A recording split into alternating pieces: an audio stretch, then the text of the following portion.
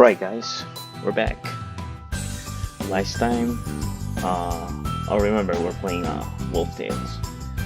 Last time we saved Mirari from freezing to death,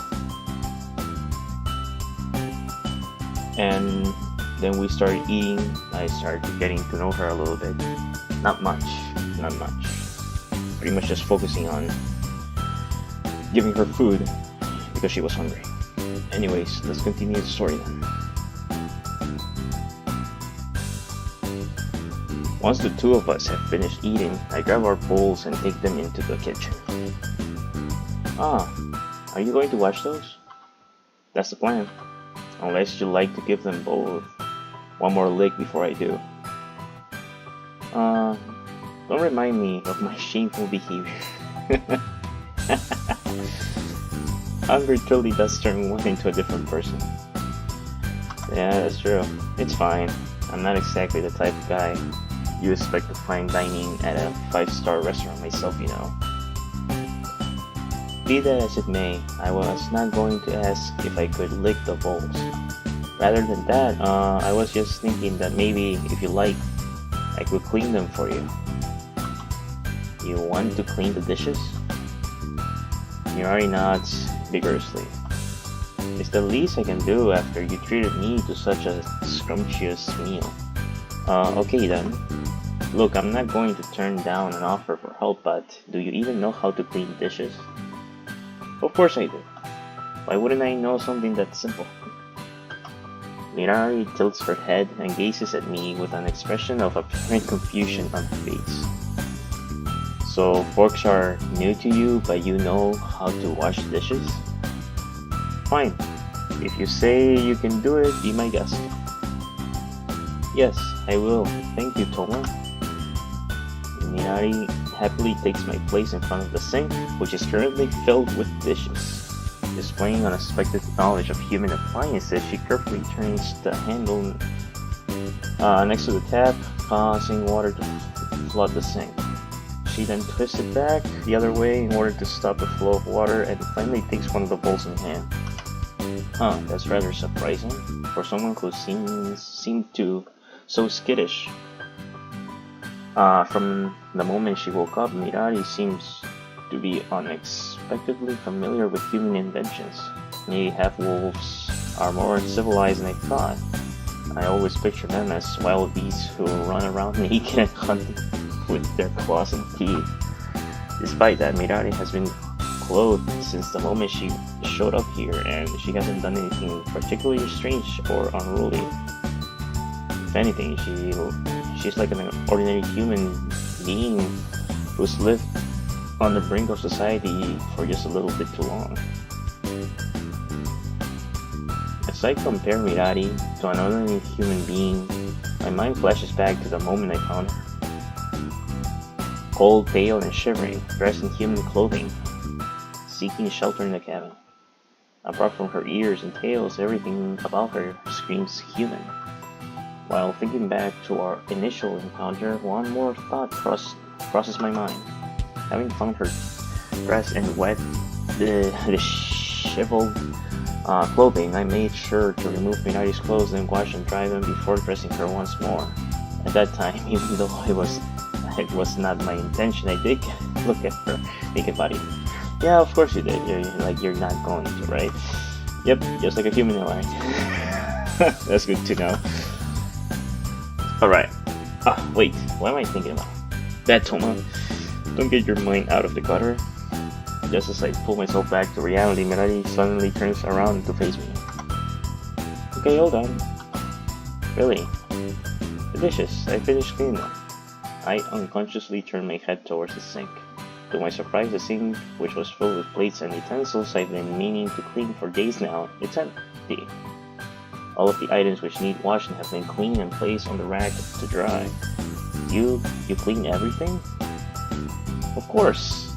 I mean, I couldn't just clean 1 or 2 bowls and call it a day's work. Well, I wouldn't have blamed you if you had. Really, you didn't need to do all of this. Don't be silly.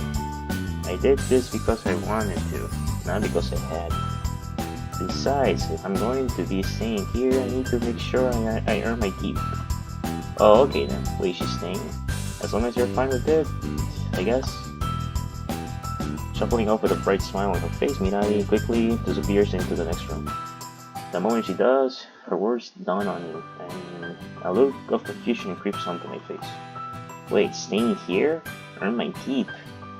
Mirari was just talking about the night she's already stayed, right? Or is she actually assuming that I'll let her stay another?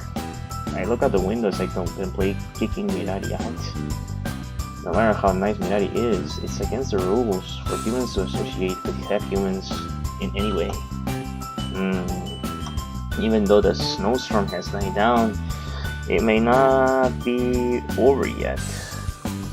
And even if it's not over, the snow underfoot is likely to have been dislodged and moved around by the storm, making it dangerous to walk on. If one adds to that the blistering cold, not to mention Mirari's near-death experience, it's clear that sending her out would not be a good idea. I can't kick her out, not yet at least.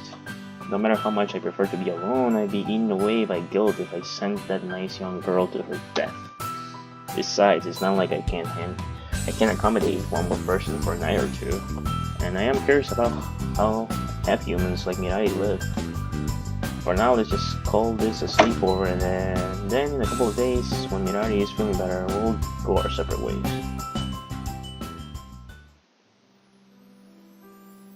Okay, I finished dusting, tidying up the storeroom, and washing your clothes. Please tell me what would you like me to do next? I stare at Mirari in blank amazement as she announces her productivity with vigor. A short while ago, Mirari asked if there was anything else she could do to help out. I have hardly listed several chores which I had been putting off doing myself. To my surprise, Mirari seemed to have completed them all the tasks I offered to her far more quickly than I would have. You're done already? Yep. I managed to get the blood stains out of your yellow shirt. Seriously, I've been trying to get those out for months. How are you so good at this, Mirari? I don't think I ever known a human being half as prompt or hardworking as you are. Hehe, you're praising me too much. I'm really not anything special. Don't sell yourself short, Mirari. Not many people could walk straight into the home of another race and outdo them like this. That's only because I'm used to this kind of work. This is really nothing new to me.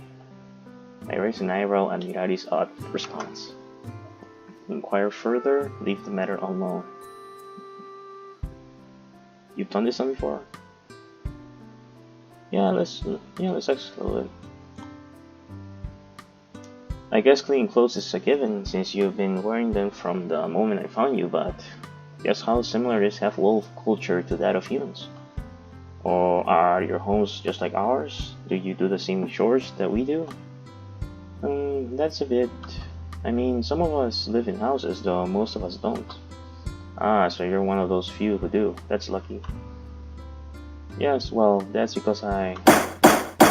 Whoa, someone banged on my door? Princess. Oh, this is the other girl.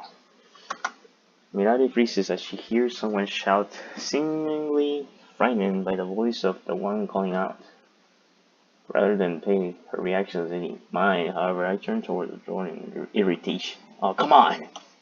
I chose this place because it's supposed to be away from civilization. How can I have gone to visitors in as many days? When I get my hands on the agent who sold me this place up. Whoa, you don't have to kick the door open. Princess. Whoa.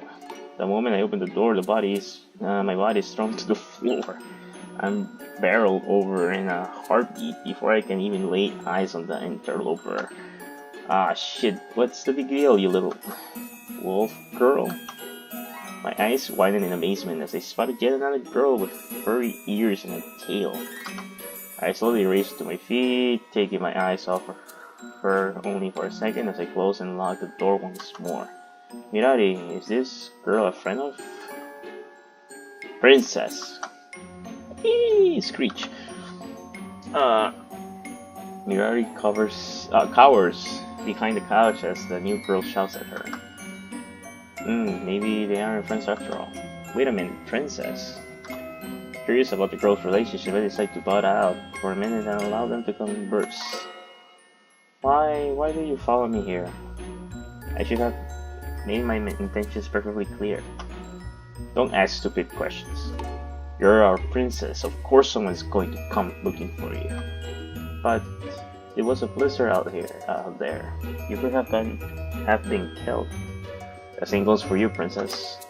How could I not worry about you suddenly went out in the middle of that storm? I didn't ask you to worry about me. I can't take care of myself, you know? Oh yeah, I can totally see that by the fact that you're seeking refuge with a human. How unsightly. Our princess boarding with some low-life human. Toma is not a low-life.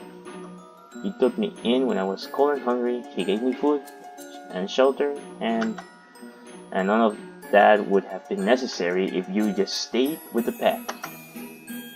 Whether this guy's done for you, the fact of the matter is that the situation is a result of your own selfishness. You can't just suddenly declare that you're leaving, princess. It doesn't work like that. I know that. I know I shouldn't have left without giving notice like that, but nothing. You're safe now, and that's all that matters. Now come, let us return and tell your mother the good news.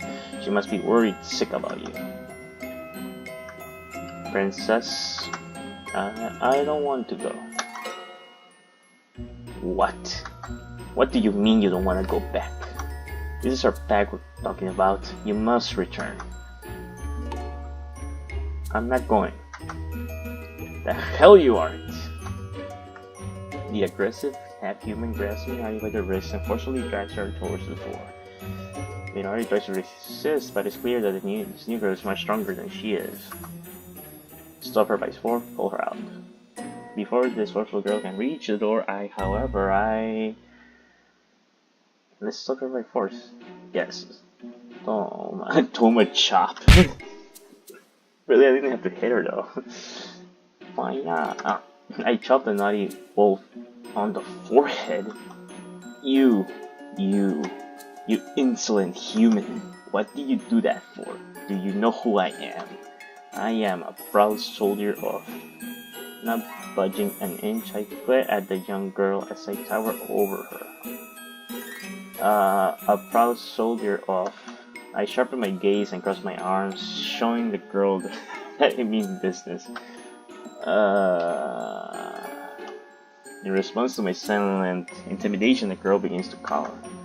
Her forcefulness may have been effective against a kind-hearted girl like Mirari, but it isn't going to work on me. So honestly, you have quite the nerve, you know that. You bang on my door, barging here uninvited, and now you're trying to force this girl to go with you out in the cold?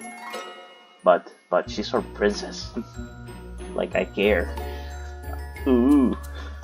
Listen to me. Just last night, Mirari was both freezing and starving. She could have died, given the state she was in. Not about to tell you. Drag her out in the cold to her death. Do you understand? Sulking, the girl nods. Faced with a very real prospect of Mirari's death, she can't bring herself to refute my words. Toma, does this mean you'll let me stay a little bit longer, or a little while longer? That's right, just until you're healthy enough to be up and about on your own. Oh, thank goodness. Thank you so much, Toma. You have no idea how much this means to me. He's just letting you stay in this dumb shack of his. It's nothing worth being thankful over. Now, don't be like that, Fuyu. Oh, I know. Why don't I make you lunch for the three of us? Lunch? 3 of us? I raised an eyebrow at Mirari's proposition. Fuyu, on the other hand, begins to wag her tail with her ears clearly picked up. That's right. Won't it be wonderful to eat hot food together in this warm, cozy cabin? Well, when you put it that way, I guess it doesn't sound that bad. Oi! Don't just decide these things on your own. I never said that this rude girl could stay. Upon hearing my complaint, Mirari's ears begin to droop, my bad. She looks at me with big watery eyes as though silently pleading for her friend to join us. I mean it, no uninvited guests. And besides, we just ate breakfast. It's too soon to be whimpers. Fuyu stands beside Mirari and pulls a sexy maneuver. Oh, they're just tricking me here. That's not fair. Like a pair of puppies, they look at me bleeding, appealing to my conscience and humanity. Ah, damn it. Fine. Do as you please. Yes. Woohoo! Yeah, the moment I give my consent, Mirari and Fuyu both start to jump up and down. They're full. Tails wagging, teeth showing. They both appear to be thrilled by the notion of sharing a hot meal together. This calls for a celebration. I'll make something extra special, with plenty to go around for all three of us. No, don't do that. Like I said, we just ate breakfast, so I'm really not hungry. Something special, like what? Did this guy bring a bunch of amazing food from human civilization? He sure did. I've only tried one dish so far, but I'm sure the others are just as delicious. Hey, are you two even listening to me? No celebrating and no serving for me. Got that? Oh, can't wait. I'm getting hungry just thinking about eating the princess' delicious cookie. Hey, I'm glad to hear it. I'll get started right away. Let me just head to the storeroom to find something to cook with. Ignoring me until the very end, the two girls run off towards the storeroom, enthralled by the promise of delicious food. Forget it. Oh crap, can I go back? No, I guess I can't. Sigh, that sucks. For now, let's see if Mirari is good at cooking as she is at cleaning. Oh,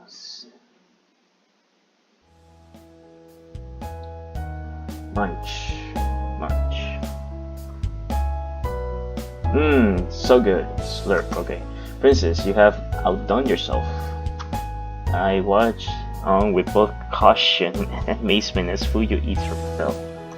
Even a bowl full of canned peas and other kept foods, all either steamed or stewed to perfection by Mirari, Fuyu hasn't put her bowl down once. I want to tell her to use cutlery, but at this point I'm afraid to interrupt.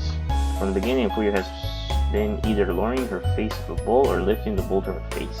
The fact that Mirari brought out spoons has apparently failed to register. I suppose I shouldn't be surprised. This girl was subjected to the same terrain and conditions as Mirari, and it makes sense that she be famished. Maybe I should offer her my bowl as well. The moment I place a hand on my bowl... Doma, you're going to eat as well. Oh no, I was just... It's okay. They're all foods from your storeroom, so this should definitely suit a human palate. That's really not what's holding me back. It's really good, I promise. I'm actually quite pleased with how this meal turned out, and I would love for you to try it and give me your feedback. I don't know. Look, I'll make it easy for you. You don't even have to raise your hand. Oh no, you're gonna feed me now? Oh, I cannot say no to that, right? Yeah, say Oh, being fed by a girl. Mirari uses her spoon, the one she's been eating with until now, to scoop up some food, the food in my bowl. It's fine, really. Like I said before, I'm not hungry.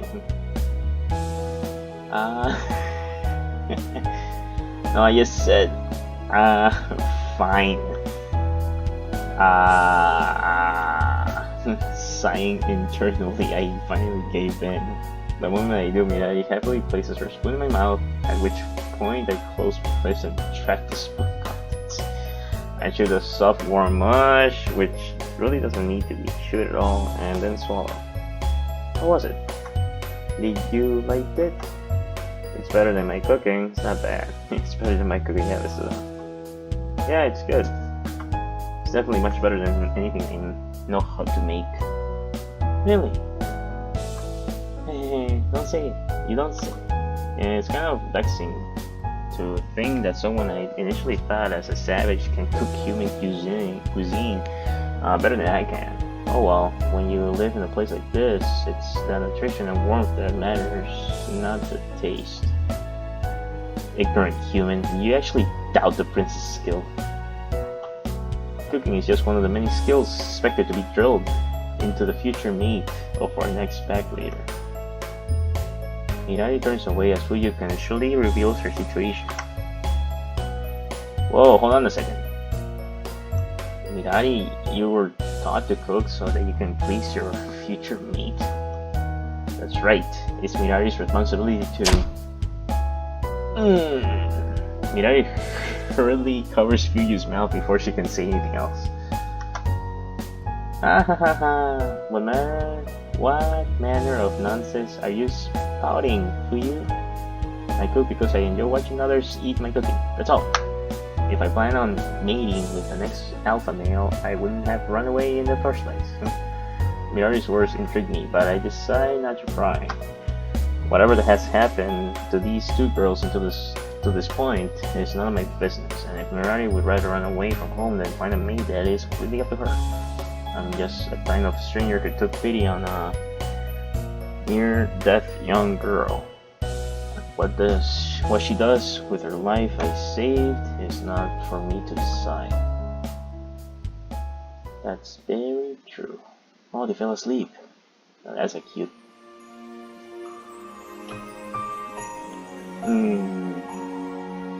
I guess we can save it here. Yeah, let's stop right here, guys. Well, we met the new girl, Fuyu, who seems to be, like the guardian of Mirari. I wonder if they're sisters. Well, they're from the same pack, so in theory, looking at wolves, then probably they are somewhat related. Well, anyways, guys, I hope you guys enjoyed the video. We'll continue the story on the next one.